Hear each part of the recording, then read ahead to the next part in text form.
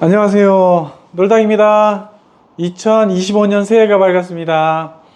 지난 한 해 동안 고생 많으셨고요. 또 힘찬 새해를 맞이해서 여러분들이 뜻하시는 바가 모두 잘 이루어지고 행복하며 건강한 한 해가 되시기를 진심으로 바랍니다. 여러분들 송구영신 새해가 되면은 주변 지인들에게 굉장히 많은 디지털 레터들을 주고받고 하잖아요. 저도 많이 받았는데 그 중에서 공통적으로 빠지지 않고 여러분들이 하시는 말씀들이 있잖아요. 또 내 받게 되는 인사가 있는데 그게 뭘까요? 바로 새해에도 건강하시라는 메시지일 겁니다. 건강하고 활기차게 사시기를 바라는 그런 희망들, 소망을 가지고 여러분들에게 안부도 전하고 또 그런 인사를 받기도 하는데요. 과연 여러분들 그런 메시지가 요번에만 받았었을까요? 작년에도 그 전에도 항상 해마다 그런 인사를 받았을 겁니다. 올해도 여러분들이 계획하시는 많은 일들 중에 꼭 빠지지 않는 제일 중요한 화두 중에 하나가 올해도 내가 건강관리를 어떻게 하면 잘 해나갈 수 있을까 하는 그런 건강관리에 관한 문제는 여전히 새해 가장 큰 소망이자 중요한 계획이 될 것입니다.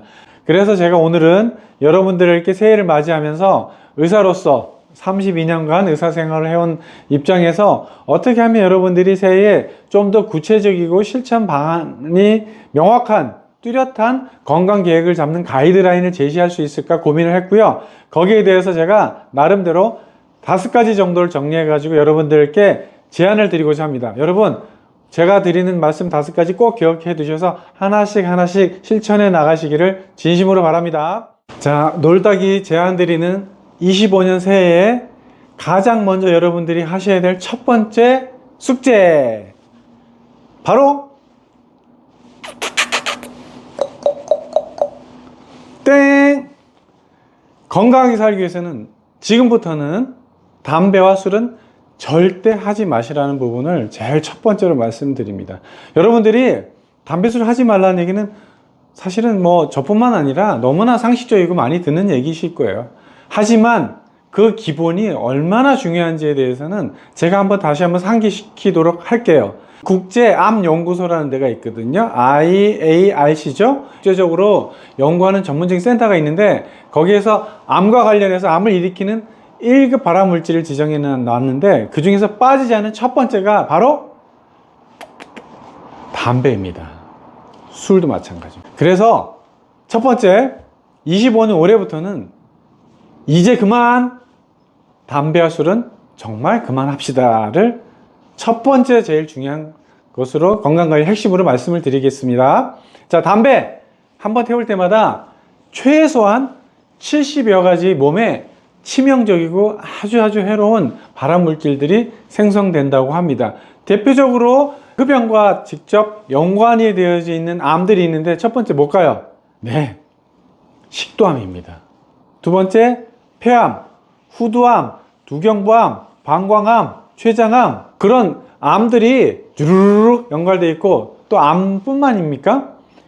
협심증, 심근경색, 갑자기 그 돌연사 하는 거 있잖아요. 그것도 흡연과 굉장히 연관이 깊단 말이에요. 관상동맥 질환 때문이긴 한데 거기다 뭐 뇌졸중, 뇌경색 같은 것들, 이런 치명적인 심내혈관의 직접적인 원인이 된다는 건 당연한 사실이고요. 그 외에 뭐 만성 폐쇄성 폐질환, 폐기종, 뭐 천식의 악화, 이런 것들도 있을 수 있겠죠. 나이 먹어서 나중에 폐기종 때문에 힘들어하는 건 사실 암보다 더 힘들 수도 있거든요. 이게 숨이 차기 때문에 뭘 할 수가 없는, 그래서 심각한 경우에는 코에다가 이렇게 산소를 걸어놓고 살아야 되는 그런 폐의 섬유화가 진행되는 치명적인 질환들도 원인이 되고, 또 하나 담배를 태우면 요새는 이미지가 너무 안 좋아요. 담배 냄새 나는 것도 이제 본인은 잘 모르시지만 주변에 담배 안 태우는 사람들은 금방 알거든요. 저도 병원에 이렇게 앉아있으면 담배 태우시는 분은 문 열고 들어올 때부터 알아요. 아, 이분 담배 태우셨구나.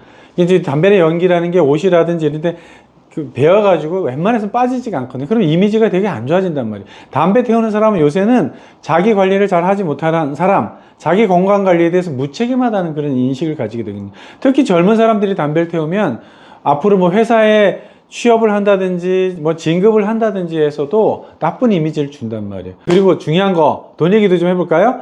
담배가 요새 한 4,500원 정도 한다고 하더라고요. 그런데 담배 4,500원의 원가가 마진 합쳐서 얼마인 줄 아세요? 1,200원, 1,300원 정도라고 합니다. 그럼 나머지 73%가 뭘까요?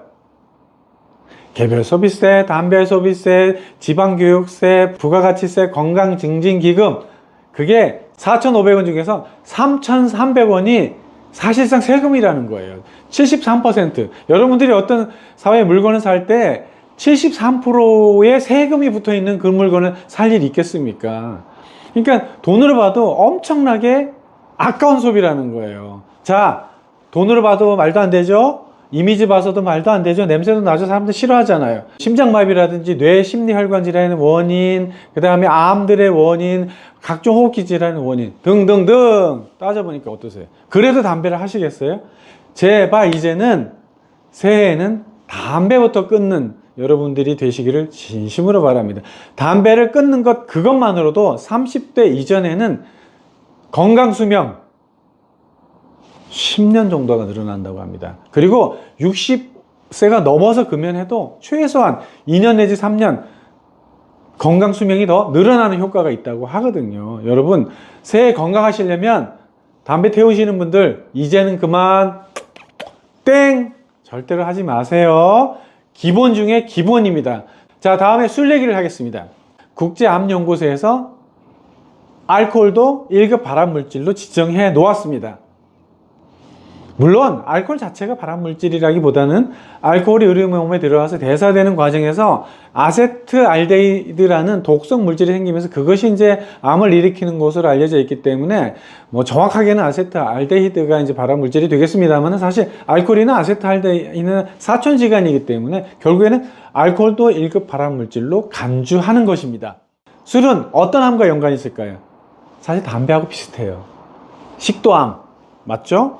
후두암, 또 비인두암, 간암, 유방암, 대장암과도 상당한 연관관계가 있다는 게 알려져 있고요. 어디 뭐 암뿐만이 아니라 술은 지방간, 유명하죠. 저희가 내과 의사니까 진료를 하는데 수많은 검사들을 하고 환자들을 보지만 진짜 성인들에서 술 드시는 분들 중에 지방간이 안 나오는 분들이 없어요. 이 지방간 자체가 무엇을 의미하는 거냐면 당뇨병, 고혈압, 이상지질혈증 이런 거 굉장히 연관관계가 높잖아요. 그리고 이런 성인병의 원인뿐만 아니라 알코올 자체가 큰 사회적 비용을 지불하게 하는 것과 연관이 되어 있다는 거예요. 대표적인 게 뭘까요?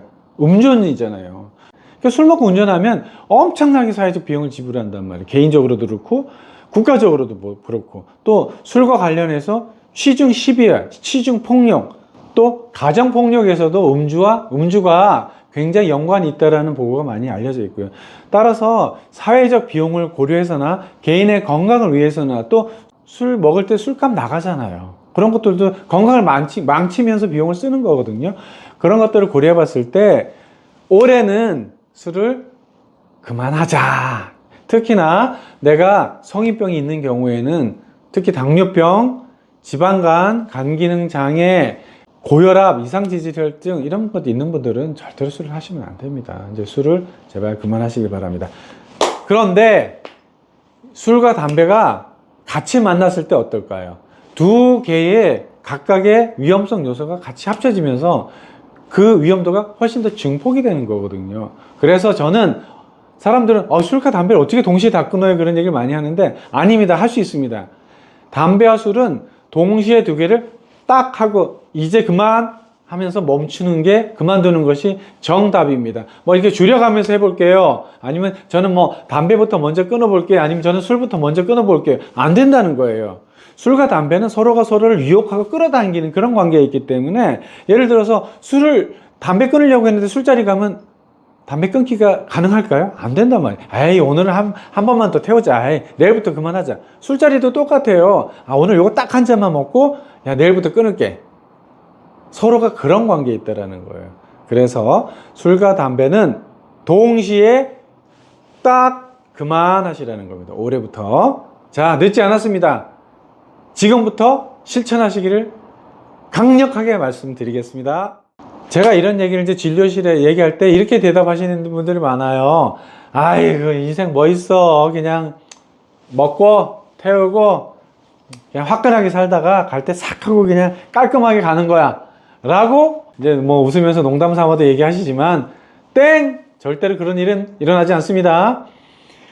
현대의 병들은 짧고 굵게가 안 돼요. 가늘고 질질질 끌다가 서서히 벽시 말라가듯이 그렇게 간단 말이에요. 그러면서 비용은 비용대로 다 지불하고 사람의 어떤 인간으로서의 존엄성 그런 거 다 잊혀지고 소외당하고 그러면서 말라가듯이 임종에 가까워지는 그런 게 현대인들의 질병의 대부분의 양상이란 말이에요. 생각보다 짧고 굵게 안 됩니다. 자, 놀다기 새해 여러분들에게 건강관리의 핵심 적정 체중을 관리하자입니다. 비만이라는 게 뭐냐면 이제 체중 과다로 인해서 그로 인한 합병증으로 질병에 이르게 하는 그 원인이 되는 상태를 우리가 이제 비만이라고 정의를 하는데, 비만은 제가 놀다TV에서 앞편에 여러 편을 이제 다뤄놨으니까 비만에 대한 세부적 얘기는 빼고 비만이 가지는 합병증 그거를 한번 쭉 읊어드릴게요. 고혈압 생기겠죠. 비만하면 심장질환, 동맥경화, 관상동맥질환, 신경경색, 혈심증이 위험이 높아진다. 뇌졸중이 잘 생긴다. 당뇨병, 비만으로 인해서 인슐린 저항성이 증가하여 제2형 당뇨병의 중요한 원인이 된다. 고지혈증, 이상지질혈증이라고 그러죠. 그 다음에 네 번째, 호흡기 건강이 안 좋다. 수면, 무호흡증, 천식이 잘 생긴다. 관절염, 특히 무릎 관절염, 만성요통의 원인이 된다. 비만은 암의 위험을 증가시킨다. 특히 여성에 있어서 유방암과 난소암, 자궁 내막암의 중요 원인이 되면 남성에 있어서는 대장암과 전립선암의 위험 인자가 된다. 소화기계에서는 간암이나 침장암의 위험도도 높아지더라. 또 지방간과 미식도 영리질환, 자존감을 저해할 때 우울증 불안장애, 다낭성 난소 증후군, 불임, 남성에 있어서는 테스토스테론 감소, 성기능 장애, 알 수 없는 만성 피로, 기타 수명 단축. 지금까지 읊어드렸는데 이런 비만이 가지는 사회적인 어떤 나쁜 영향에 대해서는 되게 연구가 많이 되어 있고요. 올해는 여러분들도 한번은 내가 적정 체중인가, 적정 체형을 관리하고 있는가에 대해서 한번 관심을 가져보시길 바라고요. 제일 좋은 방법은 이제부터는 아침에 일어나서 꼭 저울에 올라가는 습관을 가지고 보시길 바랍니다. 자, 저울에서 목표 체중을 정해야 되는데 자기 키에서 앞에 100을 빼면 돼요. 그러면 예를 들어서 키가 170이다. 그러면 목표 체중은 70kg가 되거든요. 근데 내가 현재 체중이 80kg야.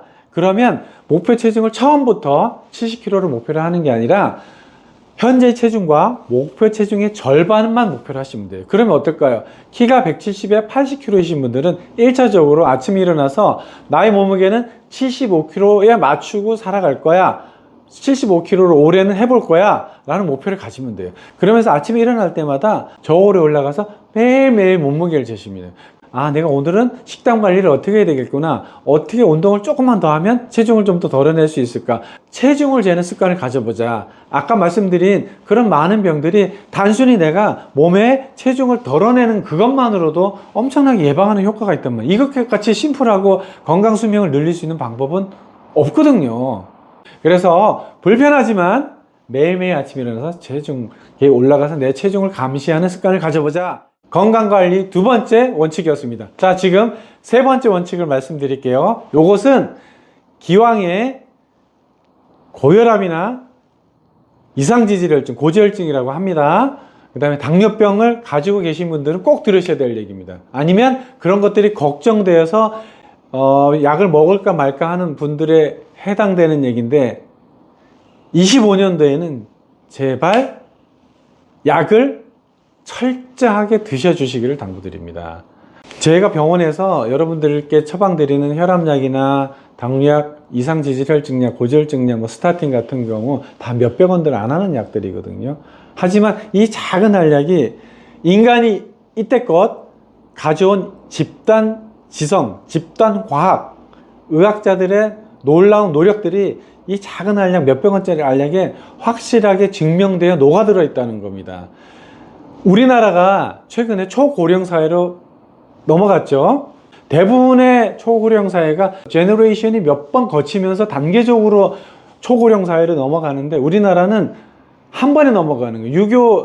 6.25 전쟁 때 계셨던 분들이 지금도 살아서 계신단 말이에요. 그럼 이 놀라운 대한민국의 이런 그 수명 연장의 결과가 어디서 기인된 것인가 라는 것에 대해서 되게 많은 연구나 의견들이 있는데, 대한민국의 가장 훌륭한 의료 시스템이고 가장 저렴한 약값, 의료의 접근성, 그리고 의료 보장 체계, 이런 것들이거든요. 대표적인 게 바로 고혈압 관리 사업이라는 거예요. 대한민국에서 60대 이상이면 거의 60%가 혈압약을 드시고 70대면 70% 정도가 혈압약을 드셔야 되거든요. 근데 그러한 수치에 가장 근접해 있는 나라가 OECD 국가 중에서 아마도 대한민국이 탑 안에 들어갈 것입니다. 그만큼 이런 작은 알약, 혈압약을 드신다든지 이상지질을 관리 잘한다든지 당뇨병이 있을 때 초기에 적절하게 훌륭한 당뇨약제를 쓴다는 것만으로도 그 질병으로 인해서 갑자기 발생하게 될 심내 혈관으로 인한 사망을 현저하게 줄일 수 있다는 거예요. 이것은 이미 증명된 팩트고 사실입니다. 무슨 뭐 엔자임도 있고 엑기스도 있고 효소도 있고 막 그런 거 먹으면 안 되냐고 하시잖아요. 그러면서 내가 먹는 약에 대해서 등한시하거나 뭐 먹으나 안 먹으나 불편도 못 느끼는데 뭐 그렇게 빡빡하게 챙겨서 먹어야 되느냐 그러시거든요. 근데 좀 전에 말씀드린 고혈압이나 당뇨병, 이상지질 이런 경우에는 그 문제가 생기면 그 문제는 어떻게 생긴다고요? 대부분의 경우에는 풍선이 터지듯이 생기는 일들이에요. 그런 일들이 생긴 다음에 그 약을 찾는 것은 이미 버스가 떠나간 다음이라는 거죠. 과학을 믿으시길 바랍니다. 그래서 25년도 새해에는 혈압약이든 당뇨약이든 이상지질혈증이든 꾸준히 잘 챙겨 드시기를 진심으로 당부를 드리고요.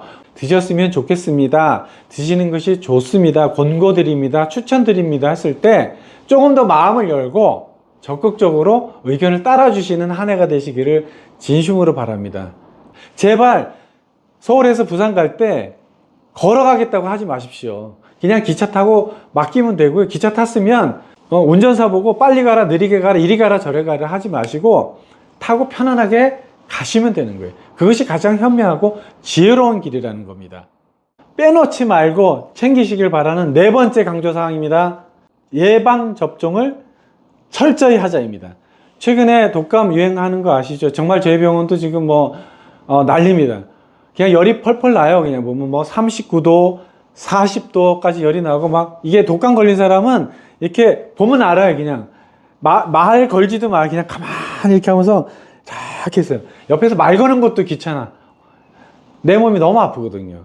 이게 바로 독감이거든요. 그런데 그게 갑자기 와요, 독감이. 그러면서 이제 근육통, 두통, 속도 안 좋고 기침, 가래, 콧물.